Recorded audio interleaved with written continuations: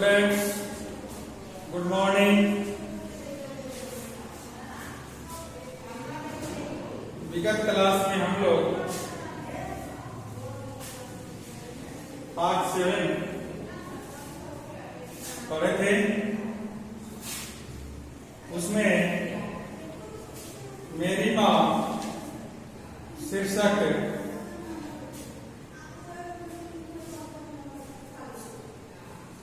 संस्मरण में जो है हम लोग हमारे देश के क्रांतिकारी वीर श्री राम प्रसाद बिस्मिल की जो है मां के संबंध में जो विचार व्यक्त किया गया था उसे हम लोग पढ़े थे। आज हम लोग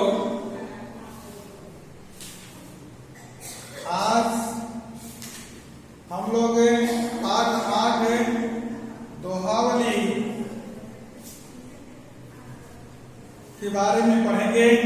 ये बिलिंद की रचना है। ये बिलिंद की रचना में हम लोग सीख भरी दोहों को जो है हम लोग पढ़ते हैं। इसमें हम लोग सीखते भी हैं और आगे बढ़ने की कोशिश भी करते हैं। तो इस दोहावली में हम लोग देख रहे हैं बहुत सारी सीख भरी जो है पाठ है। अब हम लोग बिलिंद के बारे में थोड़ा सा देख लें। ये बिलिंद का पूरा नाम वृंदावन दास था। माना जाता है कि इनका जन्म 1643 ईस्वी में हुआ था। ये कृष्णगढ़ नरेश महाराज राज सिंह के राजगुरु थे। इनकी मुख्य रचनाएं 12 मासा, यमक सत्सई, भाव प्रकाशिका, श्रृंगार शिक्षा, रूप जयिका तथा वृद्ध सत्सई था। तो उन्हीं दोनों में से यहाँ पर हमें कुछ दोहें दी गई है जिसके बारे में हम लोग पढ़ेंगे। तो पहला दोहा इनका है, जो जाको गुण जानहि सो तिहि आदर के, कोकिल अंबहि लेत है काक निमौरी है। कवि बिलिंद का कहना है कि जो व्यक्ति जिसके बारे में जितना जानता है, जिसके गुण के बारे में जानता है, उसको उतना ही सम्मानित करता है, उसे उतना ही आदर जो है देता है। जैसे लोग कोयल को मीठा फल खिलाते हैं, क्योंकि कोयल के बारे में हम सब जानते हैं कि वह जो है मीठी आवाज में हमारा मनोरंजन करती है और सबों को वह जो है मोहनी का काम करती है। लेकिन कौवे को लोग क्या करते हैं, कड़वा फल खिलाते हैं, क्योंकि कौवा की आवाज कर्कश होती है और उसे लोग सुनना नहीं चाहते हैं। इसलिए कवि यहाँ कह रहे हैं कि जो जिसके बारे में जितना जानता है उसको जो है उसी अनुपात में सम्मानित करते हैं और आदर करते हैं। उसके बाद दूसरा है, सबल सहाय सबल के कौन निबल सहाय, पवन जगावत आग को दीप ही गेत बुझाए। कभी यहाँ दूसरे दोहे में कह रहे हैं कि जो सबल सहाय के सबल को यानी सामर्थ्यवान को, शक्तिशाली को जो है सभी मदद करते हैं, शक्तिहीन को कोई मदद नहीं करते हैं। कैसे? जैसे हवा आग को प्रज्वलित कर देता है, लेकिन एक छोटा सा दीप को जो है बुझा देता है। ठीक इसी प्रकार सभी व्यक्ति सामर्थ्यवान की मदद करते हैं, निर्बल की मदद नहीं करते हैं। उसके बाद है आपको अपनी पहुंच विचार के कर्तव्य करिए दौड़, देते पांव पसारिए देती लांबी सौर। इस दोहा के माध्यम से महाकवि वृंद कहना चाहते हैं कि अपनी शक्ति के अनुसार ही काम करना चाहिए, अपने जो है विचार के अनुसार ही काम करना चाहिए और सामर्थ्य से अधिक हमें कोई भी काम नहीं करना चाहिए। जैसे हमें अपना पांव उतना ही फैलाना चाहिए जितनी लंबी जो है चादर है।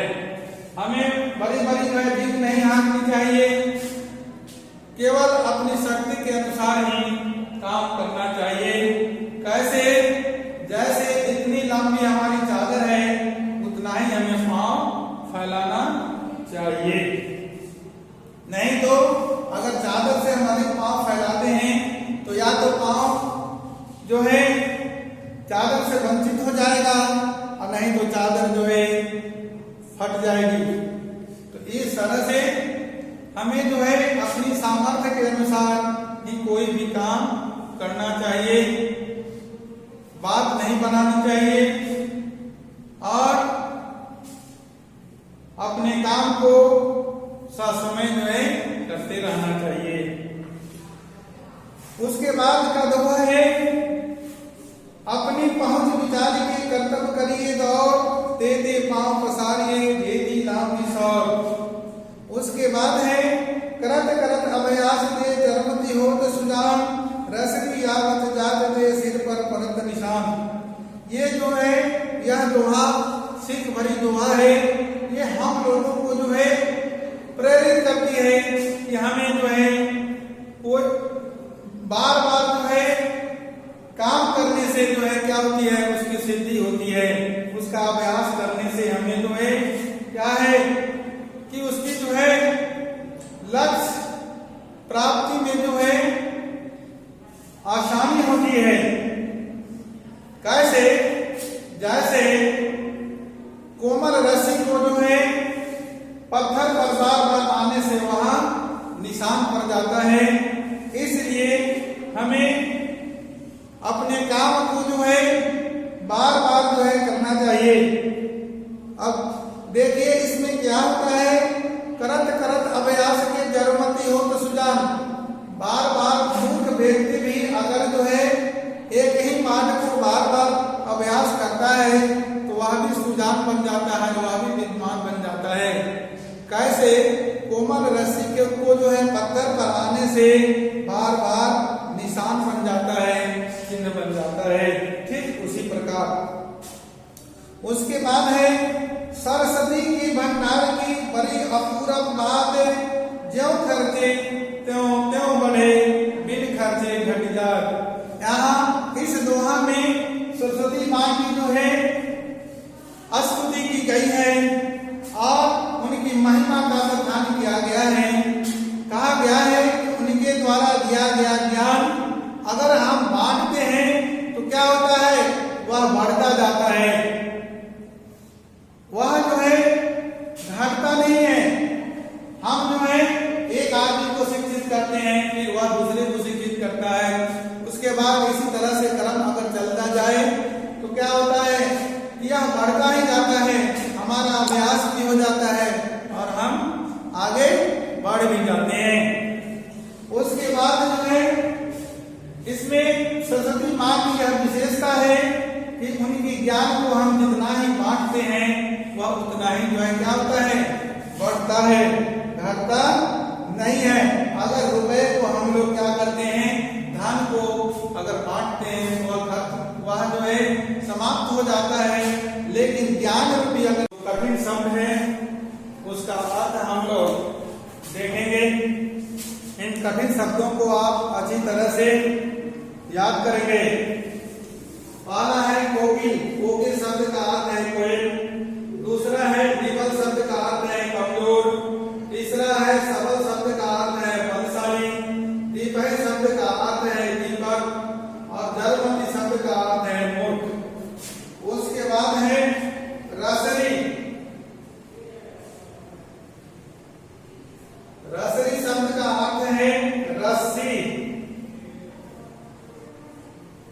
उसके बाद सहायक, सहायक शब्द का अर्थ है मददगार।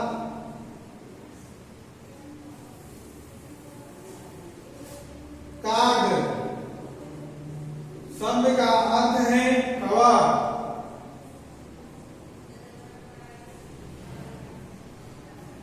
पवन शब्द का अर्थ है हवा। कर्तव्य, कर्तव्य शब्द का अर्थ है साहसी कार्य।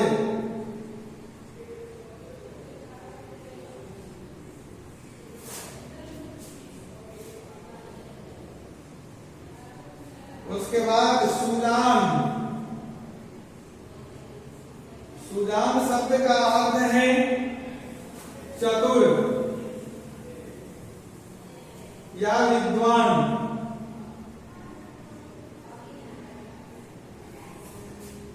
उसके बाद है घाटी,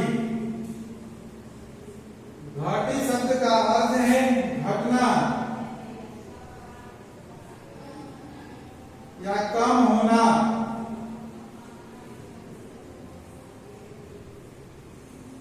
इस तरह से ये आपका कठिन शब्द हो गया। इसे आप अच्छी तरह से याद करेंगे और अपनी कॉपी में लिखेंगे भी। साथ ही साथ इस दोहावली को कंठस्थ करेंगे और इन सीख भरे दोहे को आप चाहें तो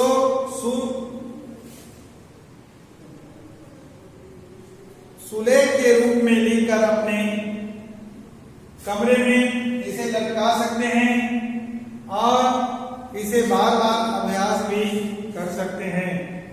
इस तरह से ये दोहावली हो गया आपका समाप्त। अब इसमें कहीं किसी तरह का आपको दिक्कत हो, कहीं समझ में नहीं आया हो, किसी तरह की परेशानी है, किसी शब्द का अर्थ अगर नहीं आता है तो आप हमारे मोबाइल नंबर से दिन के 11 बजे से लेकर 1 बजे के बीच में आप पूछ सकते हैं। अब हम लोग इस पर आधारित प्रश्न को देखेंगे। पहला है, इसमें आपको निम्नलिखित दोहों को पढ़कर उस पर आधारित प्रश्नों का उत्तर दें। सबय सहायक सबल के को न निबल सहाय, पवन जगावत आग को दीप ही देख बुझाए। इस पर आधारित प्रश्न है आपका। उपयुक्त पंक्तियों में कवि क्या कहना चाहता है? उपयुक्त कवि भी उपयुक्त पंक्तियों में कवि ये कहना चाहते हैं कि शक्तिशाली की मदद सभी करते हैं और निर्बल की सहायता कोई नहीं करते। आग को कौन फैलाता है? पवन आग को फैलाता है। सबल और निबल में क्या अंतर है? सबल शब्द का अर्थ है शक्तिशाली और निबल शब्द का अर्थ है कमजोर, शक्तिहीन। उपयुक्त पंक्तियों से क्या प्रेरणा मिलती है? उपयुक्त पंक्तियों से हमें यही प्रेरणा मिलती है कि हमें निर्मलों की सहायता करनी चाहिए, उसे जो है कभी भी उसका तिरस्कार नहीं करना चाहिए। निम्न पंक्तियों का आशय स्पष्ट करें। करत करत अभ्यास दे कर्म ज्योत सुजान, रसरी आवत जात दे सिर पर परत निशान। इस पंक्ति से यह स्पष्ट है कि हमें कठिन से कठिन काम को भी अगर हम बार बार कोशिश करते हैं, अभ्यास करते हैं, तो वह जो है संपन्न हो जाता है और हमें मंजिल तक जो है पहुंचने में मदद मिलती है। कैसे? जैसे कोमल रस्सी अगर पत्थर पर बार बार आता जाता है तो उस पर भी जो है निशान बन जाता है। ठीक उसी तरह से अगर मूर्ख व्यक्ति भी अगर बार बार पढ़ने का अभ्यास करे तो वह भी विद्वान बन जाता है। उसके बाद है प्रत्येक प्रश्नों के सही विकल्प का चुनाव करें। इसमें आपको पहला है दोहावली में किस चीज की शिक्षा दी गई है। इस दोहावली में आपको नीति की शिक्षा दी गई है। आप देखेंगे तीन का पहला है सही उत्तर का नीति। उसके बाद दूसरा नंबर है आग को कौन फैलाना है, इसका भी सही उत्तर का है पवन। उसके बाद 3 नंबर में आपको है मूर्ख कैसे चतुर बन जाता है, इसका सही उत्तर है अभ्यास से।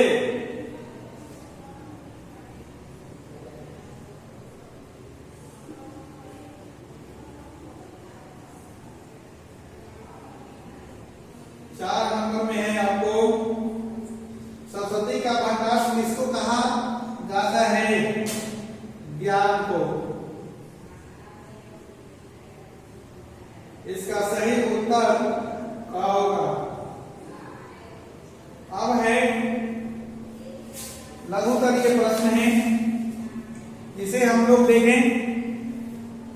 कौन किसको आदर देता है, जो जिसके बारे में जितना जानता है उसे वह आदर देता है। हमें अपनी सीमा को ध्यान में रखकर ही काम करना चाहिए। क्यों? क्योंकि अगर सीमा से बाहर चले जाएंगे तो हमारा काम सफल नहीं होगा। अभ्यास का क्या महत्व होता है? अभ्यास का महत्व बहुत अधिक है, क्योंकि अभ्यास के कारण ही मूर्ख जो है विद्वान बन जाता है। सरस्वती के भंडार की क्या अनोखी बात है? सरस्वती की भंडार की अनोखी बात यह है कि ज्ञान को हम जितना बांटते हैं वह उतना ही बढ़ता है। वृंद ने समाज को क्या बताया है? वृंद ने समाज को बताया है कि हमें अपने सामर्थ्य के अनुसार काम करना चाहिए और उसी के अनुसार ही आगे बढ़ना भी चाहिए। उसके बाद उन्होंने समाज को यह भी बताया है कि हम सरस्वती के भंडार को जितना जो है बांटेंगे वह उतना ही बढ़ेगा। इसलिए हमें समाज को जो है ज्ञान प्रदान करना चाहिए। अभ्यास का क्या मतलब है? एक ही काम को बार बार करना। सरस्वती का क्या भंडार है? सरस्वती के पास ज्ञान का भंडार है। पांव को कितना पसारना चाहिए और क्यों?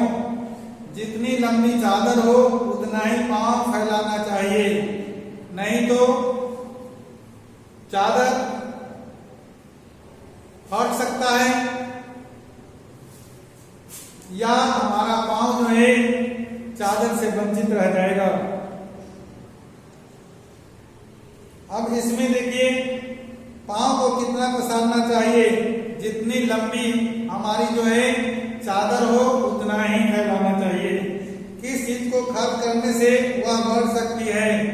ज्ञान रूपी भंडार को खर्च करने से वह क्या है? बढ़ सकता है।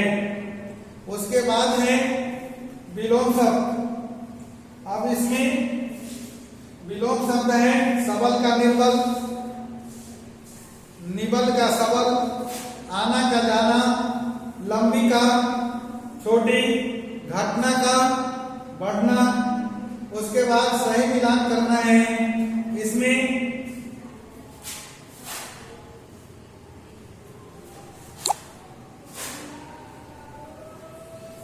सही मिलान करने में देखिए पुष्कर का अर्थ होता है जलाशय, जठर है का अर्थ होता है पेट, छत का जो है छाजन, शाला का स्थान है और शील का जो है वस्त्र। ये सही मिलान हो गया। उसके बाद आप जो है आयन प्रत्यय जोड़कर स्त्रीलिंग शब्द बना सकते हैं। ठाकुर में आयन जुटेगा।